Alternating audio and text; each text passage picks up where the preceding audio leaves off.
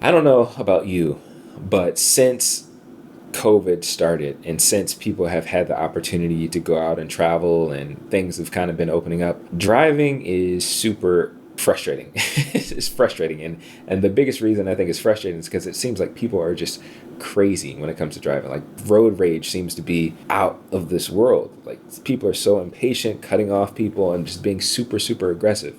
And I've been saying this and pointing this out for the past 2 years. It seems to be consistent, and I don't know if it's going to go away. I mean, the hope is that things will kind of like settle down, but particularly where I am in the DMV area, people just seem to not.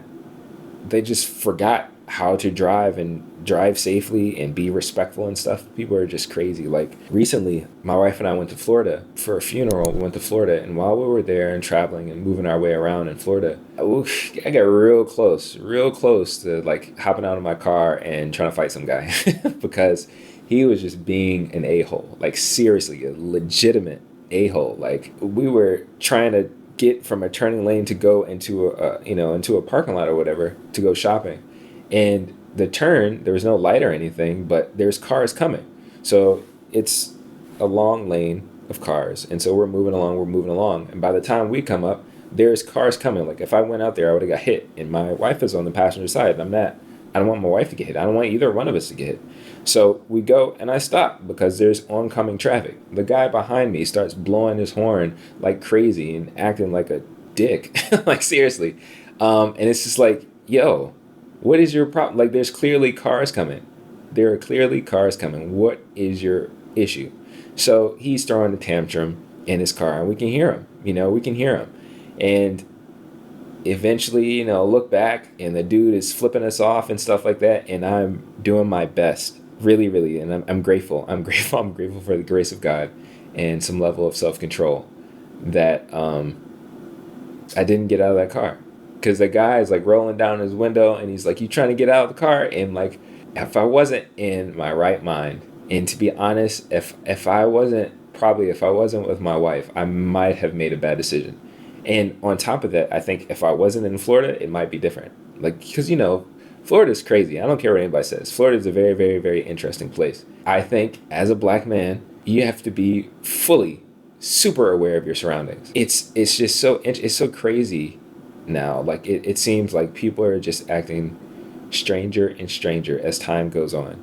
And particularly as a result of the pandemic and COVID, I think people's behaviors and things like that are just like 10xing in a really, really strange way. And I'm not sure what it is. I don't know what's up with it, but it's true. Like it's legitimate. And so I pulled up some articles that discuss this. So let's look at them real quick. So the first article is from Forbes magazine. And so this one was from December 16th, 2021.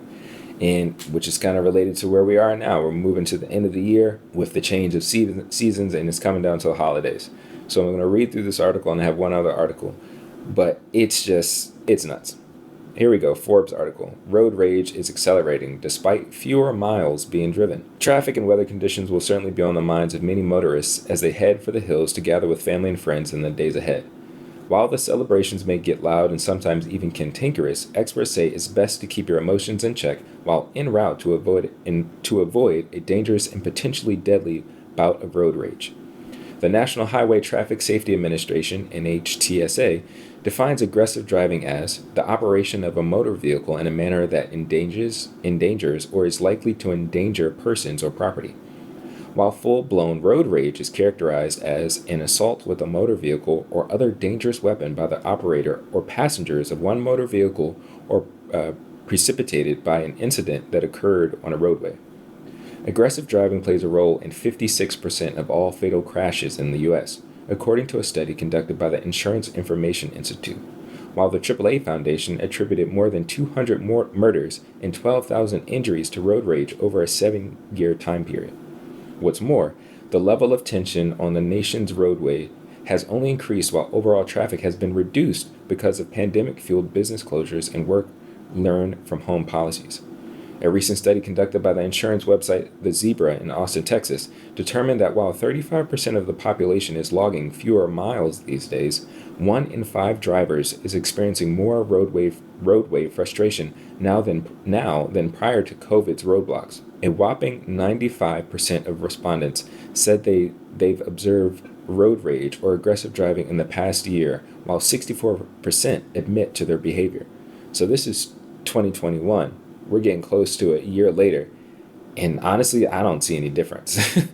In addition to paying fines and court costs, the Zebra found that motorists being cited for reckless driving will see their annual insurance premiums skyrocket by an average of $906 and far more in some states. Compared to the Zebra's last road rage survey in 2019, drivers feel they are more triggered across the board as far as what frustrates them. Not surprisingly, the survey found that most common source of anger, 63%, is distracted drivers, which I can agree. Every day I see somebody texting and driving. Every day, whether that's holding up traffic at a stoplight or a stop sign because somebody's texting or whatever, or carelessly driving on the highway, texting and driving. Like, you can look over and see them, and it's embarrassing too, because depending on where you are and where you live, you also see police officers do the same thing. Like, I understand that in cop cars they have like computers and stuff like that, but I don't know, man. I don't know if you should be checking your email while you're driving. Anyways, rightly so, as 3,142 people were killed in crashes involving distracted drivers in 2019, according to NHTSA. More than half, 56% of motorists, said they felt most frustrated negotiating highways and freeways, followed by streets, traffic lights, intersections, and shopping center parking lots. Honking a vehicle's horn to express anger or frustration is the most self-reported aggressive behavior, followed by yelling, cursing at another driver or pedestrian, 24%. And again, see this all the time. Like, people love to use their horn as a way to communicate things, which is sad because it's so dangerous. You have no idea, no idea what people got going on in their car, what they got going on in their lives. But we, get frustrated real quick, and we want to honk our horn, wave at somebody, yell at somebody in our car. We're real quick to do that, and that may not be the wisest thing to do. Let's continue the article. In the Zebra survey, 60% of drivers said they deal with frustration by listening to music. Other top tactics include yelling or cursing, waiting until the feeling goes away, or driving a different route. Experts say the best way to respond when another driver seems to be venting his or her anger in your direction is not to react at all. If another driver cuts you off or is otherwise driving aggressively, slow down and give them room to pass. Do not respond with obscene gestures or equally hostile actions. If you inadvertently cut off another driver, try to apologize by making a suitable hand gesture. I know for a lot of people that's really hard. And I know for some men that can be really hard, because your pride will kick in and your ego will be like, nope, we're about to pull over and about to handle this. But again, that may not be the wisest thing to do. If you feel you're in danger because of another driver's actions, use a cell phone to call police or drive to a police station if there's one within proximity to get law enforcement involved. Never exit your vehicle to confront the other person if you're at a traffic signal or are otherwise stopped. Again, I was in Florida and I was really about to break this advice. Perhaps adding fuel to the proverbial fire, the Zebra found that 27% of motorists admit to keeping a weapon in their car for personal protection: knife, pepper spray, a club, etc., with 8% packing a firearm while driving. And honestly, I believe that percentage has probably gone up, especially throughout the pandemic. Think about that the next time you decide to flip off another driver for whatever vehicular infraction irks you on any particular day. Here is the Zebra's list of the top 10 triggers for road rage motorists should be mindful of, especially as so many of us hit the highways to celebrate by year's end. So talking about the holidays, Thanksgiving, Christmas, all that stuff. Number 1, distracted drivers, 63%. 2, others not using turn signals, 51%. 3, tailgating, 49%. 4, getting cut off, 49%. 5, others driving too slow. 6, traffic jams. 7, others driving too fast. 8, getting blocked from merging. 9, other drivers displaying anger. 10, construction zones. And you can look for, more full study if you want on that. And so, like, for me, again, that's especially this part when it talks about not knowing what people have. I think it goes both ways. A lot of times people who are yelling and screaming and acting crazy, they really don't know, and they sometimes don't expect people to honestly get out and respond to them. To be honest, yeah, I had a weapon. I was in a position to, in my case, if I was yielding to a fit of rage, I could have caused that person harm or their vehicle harm. Would that have been wise? No. Would that have endangered me and my spouse? Yes. Would that have put me in a position to be arrested in Florida? More than likely. And the crazy part is, so like after that whole incident happened, right? We parked or whatever and got out of the car. I told my wife that, hey, I need to walk around and kind of like let off some of this steam because I was really, really, really upset, really upset. And I mean, I'm grateful and I appreciate that she allowed me to do that. So she went in the store and, was walking around and stuff. But for me, like, I'm grace of God, grace of God and like a level of self-control. And that's the thing, like, we have to work on that, especially as we're trying to become beneficial men. Sometimes our anger and our temper mixed with like pride and ego can put us in bad spots. Really, really bad spots, especially as black men. Like, we feel like it's so important that we always have to be right, or we can't let quote unquote people embarrass us or get a leg up on us. And I get it and I understand, especially in this society and stuff like that. We're very used to people taking advantage of us in different ways, whether it's each other taking advantage of one another or the society and culture as a whole. You know what I'm saying? But we have to learn how to respond and not react, because reacting can put us in danger. Reacting could lead to really, really bad consequences if we're not careful. That's one of the reasons why I wanted to talk about this, because we have to learn how to get better control of our emotions and our mental.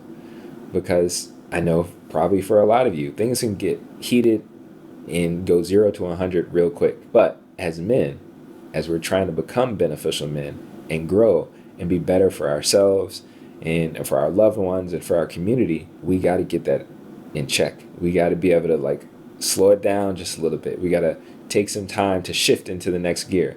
I'm not saying that we should never be able to shift into the gear, because sometimes, yeah, it's important that you do go 0 to 100 real quick. And in a future episode, I really want to talk about that, about being assertive, aggressive, and violence and stuff like that, because I honestly believe that's something that, especially as Christians and as believers, that's something we need to address. It's something that we need to talk about. But related to this observation that I'm seeing in regards to like road rage and traffic as a result, or as an effect of the COVID pandemic, this is really a testing ground for how we're learning and how we need to learn how to respond to the world around us. We have to develop that skill to transition from only reacting to responding. I'm going to read this next article. It's another article that gives a little bit more information. This one is from June 2021. It's not just your imagination. Drivers in the pandemic have gotten more reckless. This is from CNN. When the coronavirus pandemic shut down the country last year, highways emptied out as many people holed up at home. But those who got behind the wheel engaged in riskier behavior, leading to the deadliest year for U.S. traffic crashes in over a decade. More motorists went too fast, failed to buckle up, and drove under the influence of drugs and alcohol, according to law enforcement and traffic safety experts. The outcome was grim. About 38,680 people died in vehicle crashes in the U.S. last year, the highest number since 2007, according to the National Highway Traffic Safety Administration. Fatalities also increased among motorcyclists, bicyclists, and pedestrians, even as the number of miles driven nationwide dropped by 13.2% compared to 2019. It's mind-boggling and extremely frustrating to see the tremendous loss of life from COVID compounded by preventable traffic crashes, says Pam Shadow Fisher, a senior director for the Governor's Highway Safety Association. Experts have several theories for the rise in deadly crashes, and based on preliminary data from the first 3 months of this year, 2021 has the potential to be even worse. Again, I would hope that things have gotten better, but I don't know if they have. Motorists have been emboldened by emptier roads. The recent rise in deadly crashes has been seen in all regions of the country. In New York State, more than 1,000 people died in motor vehicle crashes last year compared to 938 the year before, said Bo Duffy, a spokesperson for the state police. The percentage of crashes involving unsafe speed, alcohol, or illegal drugs all rose in 2020 over 2019 levels, Duffy said. Crashes in Colorado mirrored similar trends. incidents of excessive speeding, going 40 miles per hour or more over the limit, shot up by 48% last year over 2019, said Sergeant Blake White, a spokesperson for the Colorado State Patrol. The state also saw an increase in road rage, street racing incidents, and other aggressive behaviors. During the height of the pandemic, many drivers stayed home and were discouraged from travel unless absolutely necessary, White said. Some of the drivers on the road seem to feel traffic laws no longer applied during the pandemic because of the decrease in commuter traffic volume. I get it. For some people, being able, especially like at the very beginning of the pandemic, like April, May, my wife and I, we were in North Carolina staying with my parents at the time. And whenever we went out to get groceries, it was bizarre. The traffic down there was never really that bad anyway, where they live, but it was like a ghost town. And so I get it. I'm sure for some people, after they've been cooped up in their houses or whatever for a long time, they felt like, hey, I'm going to go out. There's no cars here. I'm going to floor it. Is that responsible? No, probably not. I mean, I get it. Maybe it feels responsible because there are no cars on the road, but I don't know if people are realizing that there are more cars get in the road now. It's like, just because you could do that before, or you have the opportunity to do that, you got to bring it back. You got to get it back under control. Let's continue. As drivers have trickled back into the highways, they've had to adjust to sharing space with others after a year of open roads. One result has been increased road rage, White said. Despite fewer cars on the roads, pedestrian deaths also rose last year. An analysis of state data projects that 6,721 pedestrians were killed on U.S. roads last year, up 4.8% from 2019, according to the Governor's Highway Safety Association. Even though there were fewer vehicles on the road last year, more people on foot were struck and killed by drivers, said Adam Snyder, the GHSA's communications director. When factoring in the decrease in vehicle miles traveled in 2020, the pedestrian fatality rate leaped 21% from 2019, the largest annual increase since the NHTSA began collecting and analyzing such data in 1975. Speeding drivers caused deadlier wrecks. During the pandemic, many officers shifted their efforts to help critical industries such as grocery stores during supply shortages, Colorado's White said. That meant a dip in traffic safety enforcement, he said. As a result, many motorists put the pedal to the metal, which led to more deaths. Increased speeds lead to more fatal and injury crashes, White said. When speed increases, the severity of the crash is exponentially worse. Many other large states, including California and Georgia, also reported increases in fatal crashes last year. In Georgia, while there were fewer crashes statewide, the number of fatalities rose last year due to speeding, said Lieutenant W. Mark Riley of the Georgia State Patrol. With the roadways being more open and more people increasing their speeds, the wrecks were more violent, he said. It's always more riskier when people are driving faster. Last year, California Highway Patrol officers issued 28,000 citations for speeding over 100 miles per hour, a 92% increase over 2019. The state also saw an uptick in fatal crashes last year, following decreasing numbers the previous 2 years, said Jaime Coffey, a spokesperson. It could have been Jamie. No, I think that's Jaime. Anyways, a spokesperson for the California Highway Patrol.